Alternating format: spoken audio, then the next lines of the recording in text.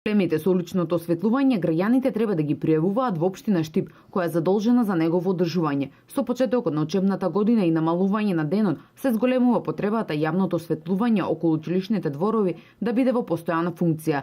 Надлежните велат дека Штип е една од општините со најдобро јавно осветлување, а фирмата од Струмица редовно ги отстранува дефектите. Граѓаните во секој момент можат да се обратат на телефоните 226 616 и мобилен 078 472 616.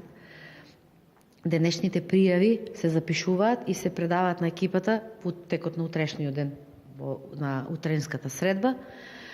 Само да нагласам дека не секој ден имаме екипа од операторот што одржува јавното осветлување и од тие причини ги замолувам граѓаните за мало трпение, затоа што не може секогаш да биде во рок од 24 часа отстранет дефектот. Некогаш се случува да поминат и 2 до 3 дена. Осветлувањето на пешачката патека позади Исарот редовно се одржува. Најчестата причина за нефункционирање на светлата е физичко оштетување на светилките од страна на несовесни граѓани. Редовно се одржува таа патека и исто како и на другите места што кажав, би сакала да апелирам уште еднаш со крајно коректно однесување, односно заштита на јавниот имот, бидејќи јавното осветлување е јавен имот и го плаќаме сите ние од комуналната такса. Пред почетокот на неголемата гурманска манифестација Пастрамлијада 2016, освен во централното градско подрачје, уличното осветлување е подобрено и во останатите населби. Дефектот во Штипската населба 8 ноември надлежните го отстранија, а исто така веќе неколку дена функционира